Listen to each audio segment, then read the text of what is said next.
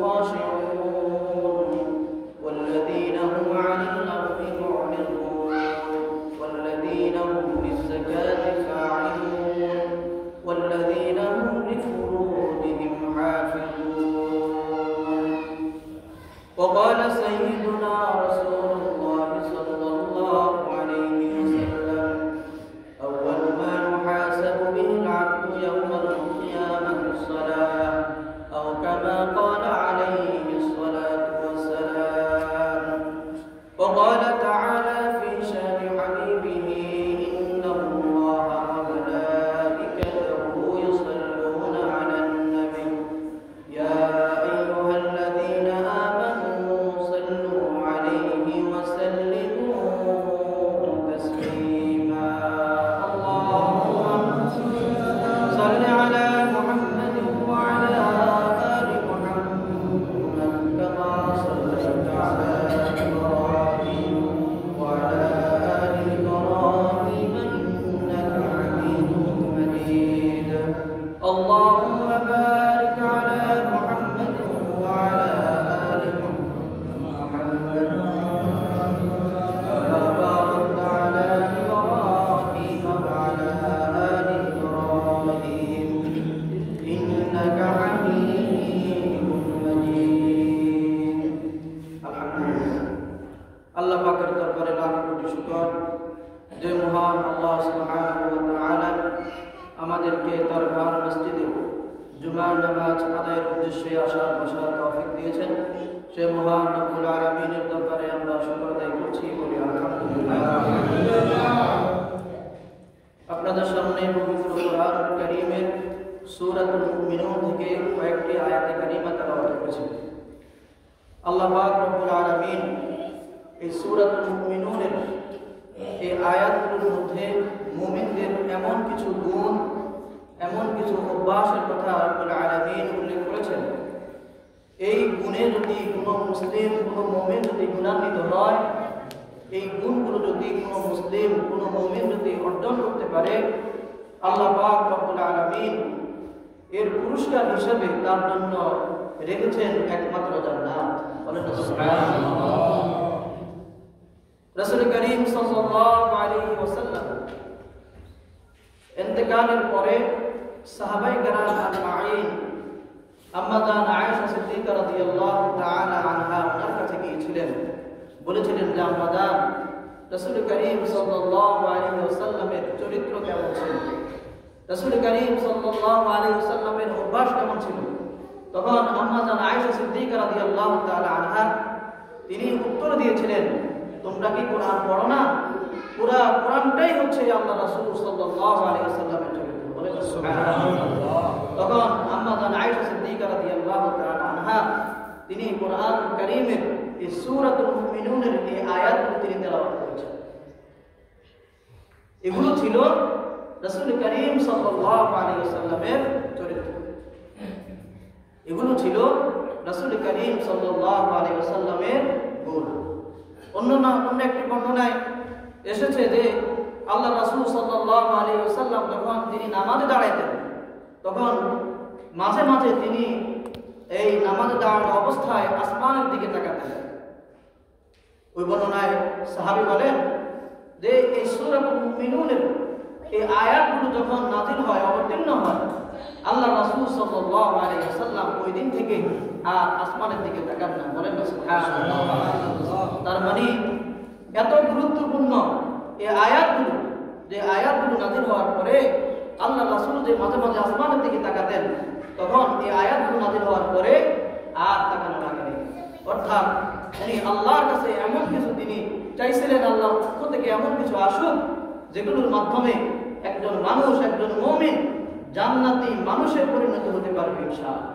সেই আয়াতগুলো হচ্ছে এই আয়াতগুলো। আল্লাহ পাক রব্বুল আলামিন এই আয়াতগুলোর মধ্যে মুমিনের 7টা গুণের কথা বলেছেন। কয়টা গুণের কথা বলেছেন? 7টা গুণের কথা বলেছেন। কোন মুমিন যদি এই 7টা গুণে গুণান্বিত হতে পারে, 7টা গুণ যদি কোন মুমিনের মধ্যে চলে আসে, আল্লাহ পাক রব্বুল আলামিন বলেন উলাইকা হুমুল ওয়ারিসুন, সে হবে ওয়ারিস, আল্লাযীনা ইয়ারজুনা ফিরদাউস ফিহা খালিদুন, সে হবে জান্নাতুল ফিরদাউসের ওয়ারিস। বলেন না সুবহানাল্লাহ। তাহলে আমরা শুনবো তো ইনশাআল্লাহ। আমরা আমলের নিয়তে আল্লাহ যেন আমাদের প্রত্যেকে এই গুণগুলো অর্জন করার তৌফিক দান করে বলি আমিন। আল্লাহ পাক রব্বুল আলামিন সূরাতুল মুমিনুনের প্রথম দিয়ে শুরু করেন কদ আফলাহাল মুমিনুন, অবশ্যই মুমিনগণ সফল হয়ে গেছে। বলেন না সুবহানাল্লাহ। অবশ্যই মুমিনগণ সফল হয়ে গেছে।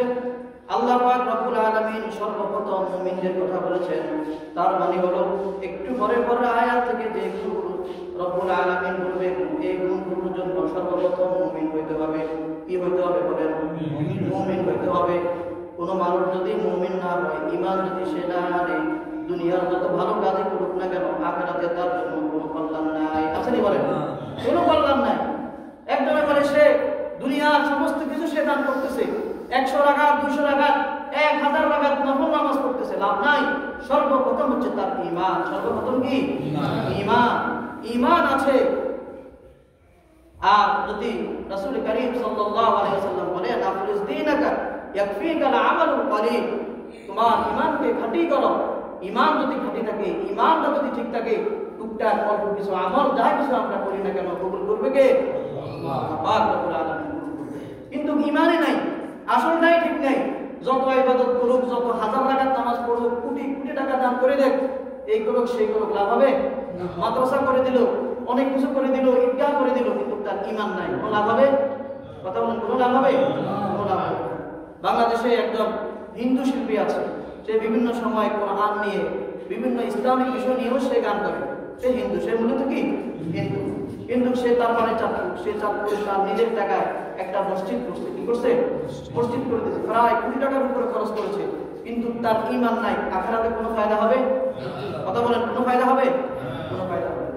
এজন্য আল্লাহ পাক রব্বুল আলামিন সূরাতুল মুমিনুনের মধ্যে সর্বপ্রথম যে আয়াত তিনি বলেছেন কদ আফলাহাল মুমিনুন, অবশ্যই সে সমস্ত মুমিনগণ সফল হয়েছে। তারা কারা? যারা একটু পরে রব্বুল আলামিন এই আয়াত নাযিল করবেন। বলেন না সুবহানাল্লাহ। সুতরাং এই দুনিয়াতে সফল একমাত্র মুমিন না। কারা? কথা বলেন, এই দুনিয়াতে সফল কে? একমাত্র মুমিনরা। আখিরাতেও সফল কে? মুমিনরা। আখিরাতেও সফল মুমিনরা।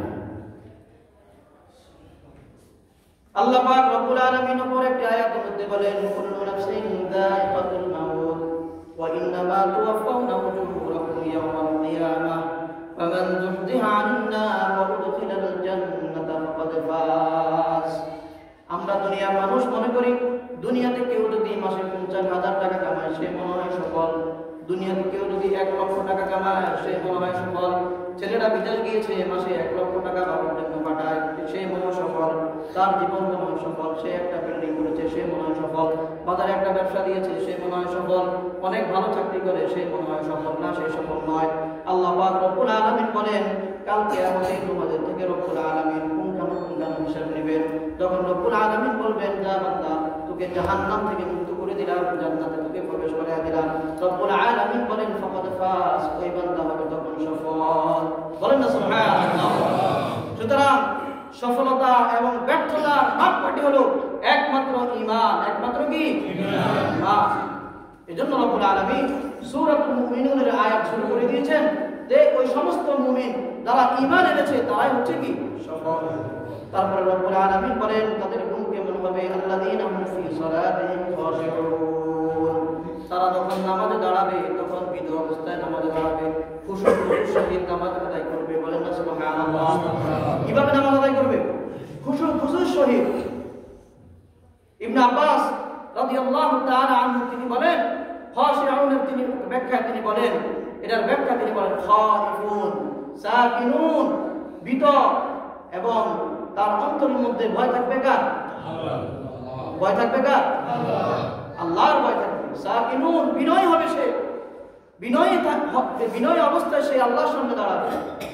দুনিয়ার কোনো মানুষ যদি কোনো মেম্বার চেয়ারম্যানের সামনে দাঁড়ায় তখন কিভাবে দাঁড়ায়? বলেন, একটু নমনীয় ভাব দেখায় না? যদি একটু এমপির সামনে গিয়ে দাঁড়ায় তাহলে নমনীয়তা আর একটু বাড়ে না কমে? কথা বলেন, বাড়ে না কমে?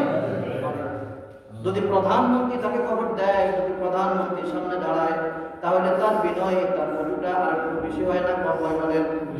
একজন বান্দা সে যখন আল্লাহর সামনে দাঁড়াবে সে তখন বিনয়ের সহিত দাঁড়াবে, ভয়ে ভয়ে দাঁড়াবে, খুশুর সহিত দাঁড়াবে। এজন্য ইবনে আব্বাস রাদিয়াল্লাহু তাআলা এই খাশিউনের ব্যাখ্যা তিনি বলেন খাইফুন সাকিতুন। সে যখন আল্লাহর সামনে দাঁড়াবে তখন তার মনের মধ্যে ভয় থাকবে এবং শরীরের মধ্যে একটা বিনয় ভাব থাকবে। বলেন না সুবহানাল্লাহ। তাহলে জান্নাতি মানুষের এক নাম্বার গুণ রব্বুল আলামিন এখানে বলেছে, তারা যখন আল্লাহর সামনে দাঁড়াবে তখন তারা বিনয়ীভাবে দাঁড়াবে এবং তারা ভীত সন্ত্রস্ত অবস্থায় দাঁড়াবে। বলেন না সুবহানাল্লাহ।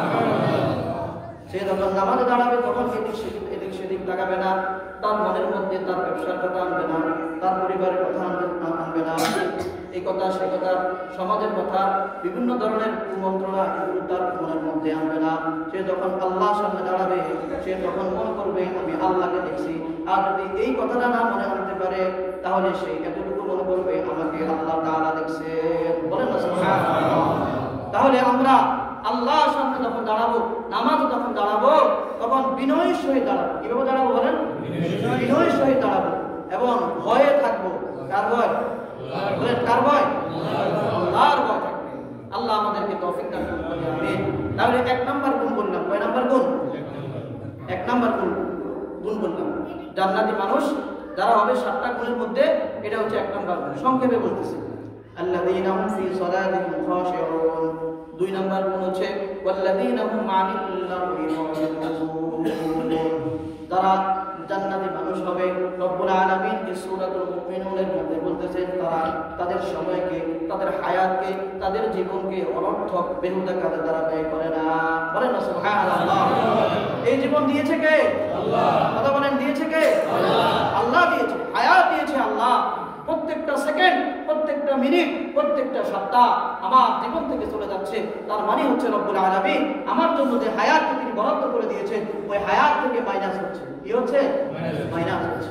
মনে করেন একটা পানির বোতল, এটা যদি আপনি এই মুখা দিয়ে যদি একটু ছিদ্র করে দেন, এভাবে লটকায় রাখেন, এক ফোঁটা করে পড়ে, এক সময় এই বোতলের পানি শেষ হবে কিনা? কথা বলেন শেষ হবে কিনা? শেষ হবে। আমাদের হায়াতটা হচ্ছে এরকম, এটা হচ্ছে এরকম জীবন আল্লাহ পাক রব্বুল আলামিন এভাবে তিনি বরাদ্দ করে দিয়েছেন, বান্দা তুমি দুনিয়াতে এতদিন থাকবা, প্রতিটা সেকেন্ড যাওয়া মানে হচ্ছে আমার হায়াত থেকে এটা চলে যাচ্ছে, আমি দিন দিন কবরের দিকে যাচ্ছি। কোথায় যাচ্ছি? কবরের দিকে যাচ্ছি। ওয়াল্লাযীনা হুম আনিল লাগহি মুরিদুন। মুমিন তারা, জান্নাতি মানুষ তারা হবে যারা তাদের হায়াতকে, তাদের জীবনকে অনর্থক কাজে নষ্ট করবে না। বলেন না সুবহানাল্লাহ। আমাদের হায়াতকে, আমাদের জীবনকে অনর্থক কাজে নষ্ট করবো আমরা? অনর্থক কাজে আমরা নষ্ট করবো না। দোকানে পাটে, এখানে সেখানে, চায়ের দোকানে সকালবেলা হইলেই ফজর নামাজের পর থেকে একবারে সংসার শুরু হয়ে যায়। বাস্তব না বাস্তব? বলেন ওই বাড়ির কি হয়েছে, তার কি হয়েছে, ওই বাড়ির পোলার পর কি হয়েছে, দুনিয়ার কথা। আরে ভাই আমার লাভ কি? বলেন আমি আলোচনার পিছনে কি বোধ করে আমার লাভ কি? কোনো লাভ আছে? কোনো লাভ নাই। আমরা দুনিয়ার মানুষ, আমরা সবসময় অন্যের সমালোচনায় ব্যস্ত, অন্যের আপনার গীবতের মধ্যে আমরা ব্যস্ত থাকি। আরে ভাই নিজের কাজ করলে অন্যের দোষ টোকানোর সময় থাকে? সময় থাকে। আল্লাহ আমাদের হায়াতকে, আমাদের এই জীবনকে মূল্যায়ন করার তৌফিক দান করুন। আমিন। হযরত রাসূল করিম সাল্লাল্লাহু আলাইহি ওয়াসাল্লামের একজন প্রখ্যাত সাহাবী আব্দুল্লাহ ইবনে সালাম রাদিয়াল্লাহু তাআলা, নাম কি বলেন? বলেন নাম কি বলেন? আব্দুল্লাহ ইবনে সালাম রাদিয়াল্লাহু তাআলা। উনি ইহুদি থেকে মুসলমান হয়েছেন। উনি ইহুদি ধর্মের একজন বড় পণ্ডিত ছিলেন। কি ছিলেন? পণ্ডিত ছিলেন এবং বড় আলেম ছিলেন। পরবর্তীতে উনি মুসলমান হয়েছেন। একদিন রাসূল করিম সাল্লাল্লাহু আলাইহি ওয়াসাল্লাম তিনি মদিনায় বসে আছেন, মসজিদে নববীর মধ্যে তিনি বসে আছেন। বললেন, ওহে আমার সাহাবারা, কিছুক্ষণের মধ্যে একজন ব্যক্তি আসবে, এই ব্যক্তিরা হবে জান্নাতি। বলেন না সুবহানাল্লাহ।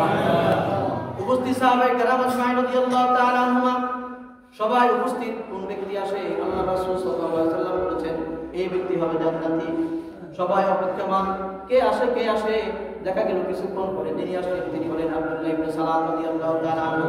সবাইকে তাকে বললেন, ভাই তুমি এমন কি আমল করো যে আমল করার কারণে রাসূল করিম সাল্লাল্লাহু আলাইহি ওয়াসাল্লাম তোমাকে জান্নাতি সার্টিফিকেট দুনিয়া দিয়ে দিয়েছেন। কিসের সার্টিফিকেট বলেন? জান্নাতের সার্টিফিকেট।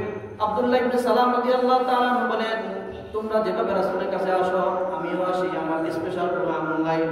তোমরা যেভাবে রাসূলের কাছে আসো আমল করো, আমিও সেভাবে রাসূলের কাছে আসি, রাসূলের কথাগুলো আমি শুনি এবং আমল করার জন্য চেষ্টা করি। সবাই যখন বলছেন না, আমাদেরকে বলতে হবে তোমার এমন কি আমল আছে যে আমলের কারণে রাসূল কারীম সাল্লাল্লাহু আলাইহি ওয়াসাল্লাম তোমাকে জান্নাতের সার্টিফিকেট দিয়েছেন। বলেন না সুবহানাল্লাহ। আব্দুল্লাহ ইবনে সালাম রাদিয়াল্লাহু তাআলা তিনি বলেন, হে আমার সাথীরা, তোমরা যেহেতু আমাকে ঘুরাফিরি করতেছো, জানতে চাও আমার মধ্যে এমন কিছু, এমন দুইটা আমল আমার মনে হয় এটা আমার স্পেশাল। এক নাম্বার আমল হচ্ছে আমি যখন রাতের বেলা আমি যখন শুই তখন আমি সবাইকে মাফ করে দেই। বলেন না সুবহানাল্লাহ। সবাইকে আমি কি করি? মাফ করে দেই। এবং আল্লাহ পাক রব্বুল আলামিন আমাকে যে হায়াত দিয়েছেন, যে জীবন দিয়েছেন, আমি আমার হায়াতের, আমার জীবনের একটা সেকেন্ডও আমি হয়তো নষ্ট করি না। বলেন না সুবহানাল্লাহ। তাহলে বলেন এই দুইটা গুণ আমাদের থাকা দরকার কিনা? তখন প্রথম কি বলছি, নামাজ যখন দাঁড়াবো তখন খুশুর সহিত, বিনয়ের সহিত আল্লাহর সামনে আমরা দাঁড়াবো।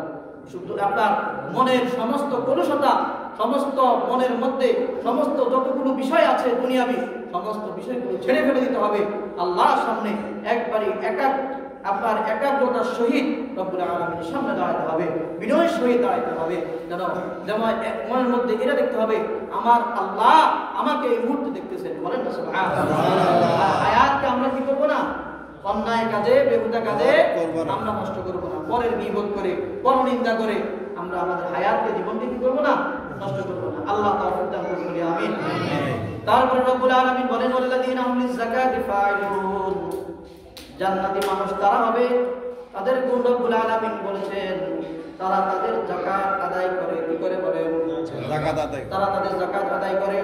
রব্বুল আলামিন যাকাত আদায়ের মাধ্যমে হচ্ছে আমার সম্পদ পবিত্র করা। কি করা? বলেন সম্পদ পবিত্র করা। যাকাত আদায়ের মাধ্যমে নিজের আত্মা পবিত্র হয়, নিজের সম্পদ কি হয়? পবিত্র হয়। সম্পদ কি হয়?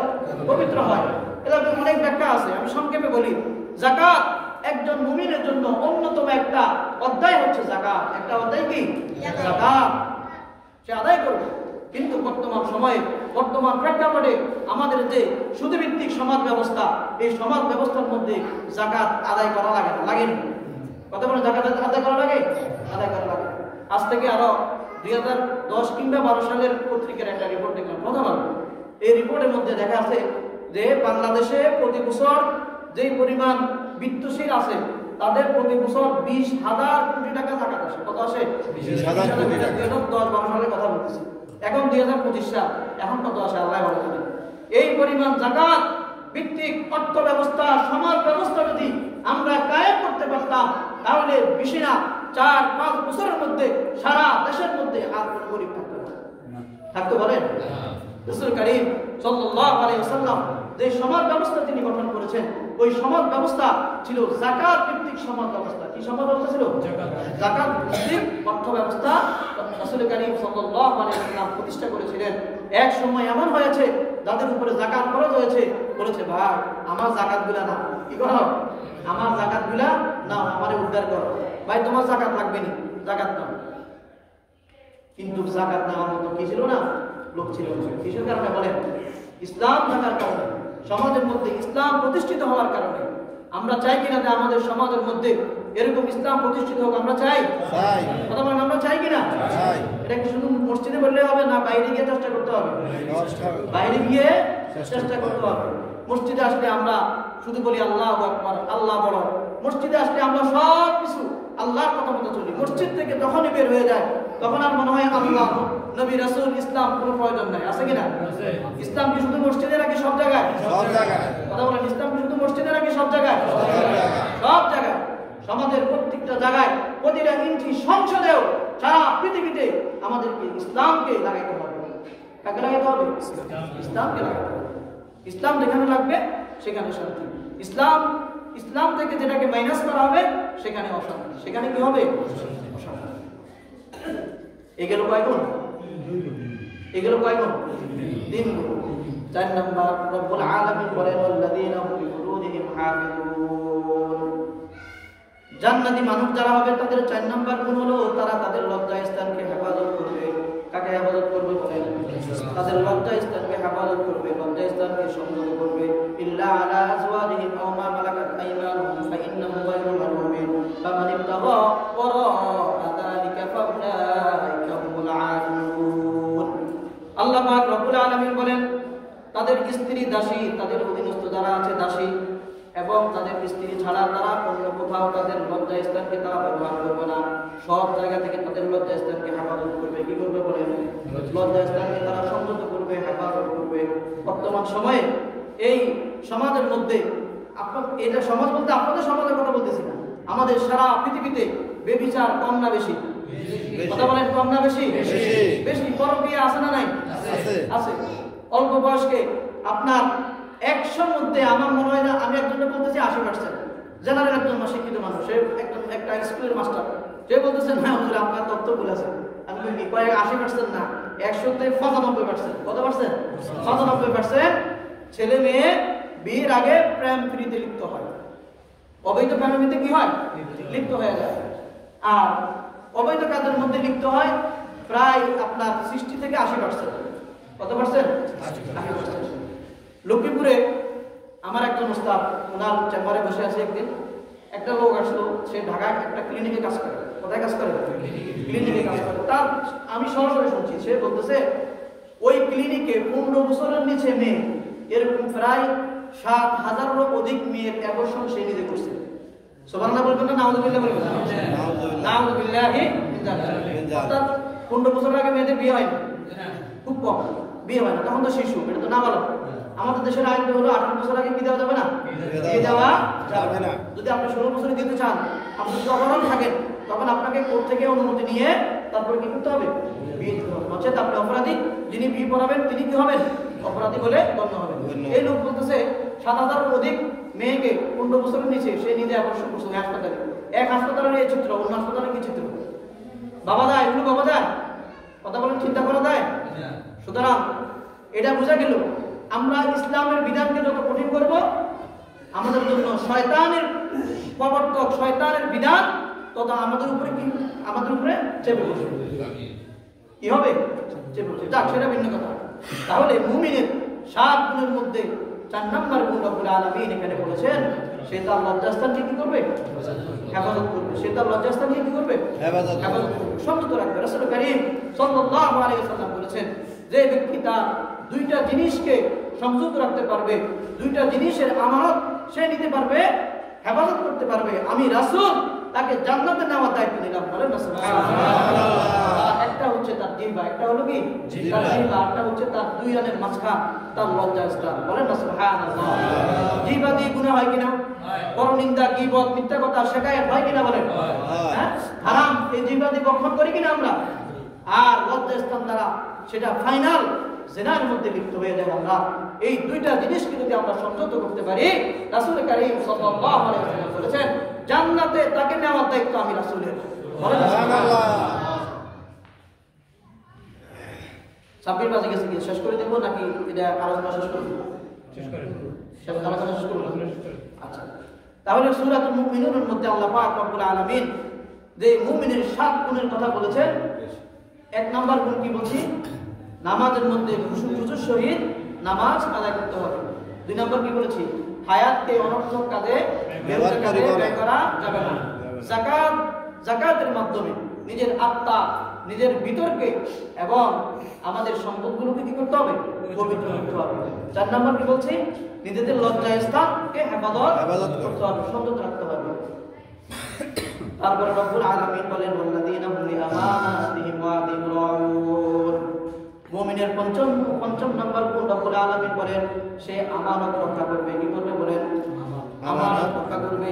আমানত দুই ভাগ। একটা হচ্ছে আল্লাহর দেওয়া আমানত, আল্লাহর সাথে সম্পর্ক। একটা হচ্ছে বান্দার সাথে সম্পর্ক। একটা হচ্ছে হকুল্লাহ, আল্লাহর ইবাদত, আল্লাহর হক। আর একটা হচ্ছে হকুল ইবাদ, বান্দার হক। আমানত কয় প্রকার বলেন? 2 প্রকার।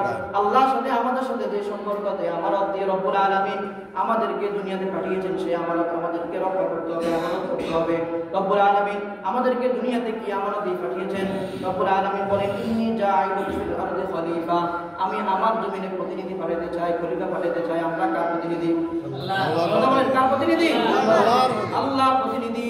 আমরা হলাম আল্লাহর পক্ষ থেকে এই জমিনে আল্লাহর প্রতিনিধি। সুতরাং প্রতিনিধিত্ব করতে হবে কার? আল্লাহ। কথা বলেন, প্রতিনিধিত্ব করতে হবে আল্লাহ, নাকি দুনিয়ার মানুষের? আল্লাহ। আব্রাহাম লিঙ্কনের? হ্যাঁ, আমরা প্রতিনিধি করব কার? আল্লাহ। আল্লাহ। দুনিয়ার মানুষ আল্লাহর পক্ষ থেকে আল্লাহর প্রতিনিধি, এই জমিনে খেলাফত কায়েম করবে কার? আল্লাহ। আইন বাস্তবায়ন করবে কার? আল্লাহ। চেষ্টা প্রচেষ্টা মুজাহিদা জিহাদ এগুলো করবে কার জন্য? আল্লাহ। আল্লাহর জন্য। আর দুনিয়ার মানুষ দুনিয়াতে আইসা সে আমানত ভুলে গেছে। তারা আছে দুনিয়ার মানুষের আইন, মানুষের দেখানো পথ এগুলো বাস্তবায়নের জন্য। বাস্তব বা বাস্তব বলে?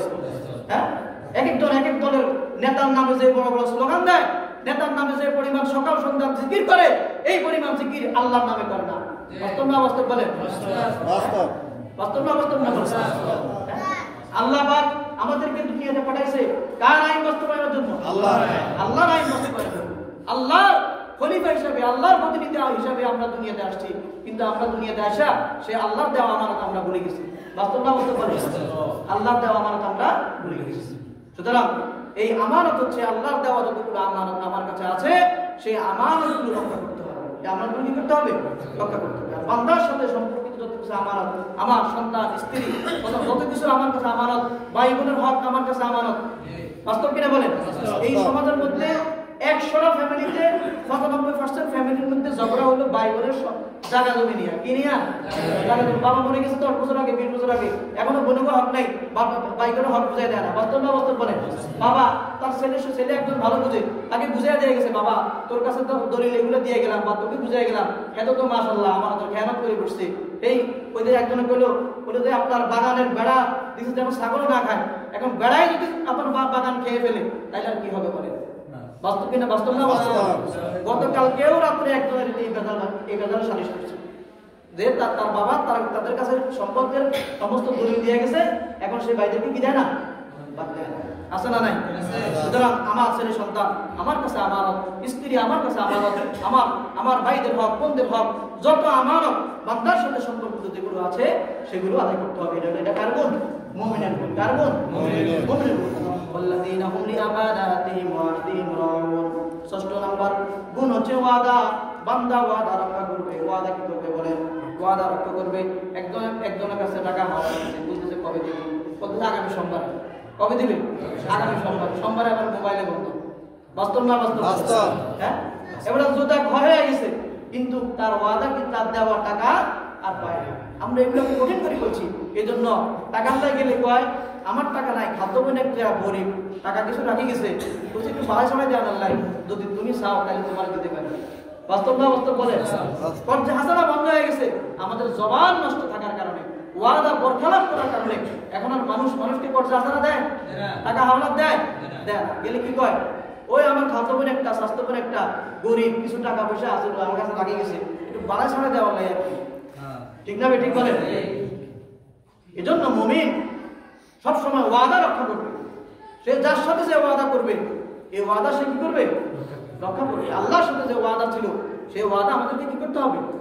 রক্ষা করতে হবে। আমরা আল্লাহর সাথে ওয়াদা করেছি, আল্লাহকে আমরা সাক্ষ্য দিয়েছি, আল্লাহ আপনি হচ্ছেন আমাদের রব। আমরা সাক্ষ্য দিয়েছি না? দিয়েছি কিনা? কিন্তু দুনিয়াতে আইসা আল্লাহকে রব ভুলে গেছি। দুনিয়ার কত মানুষকে আমরা রব মানছি। বাস্তব না বাস্তব বলেন?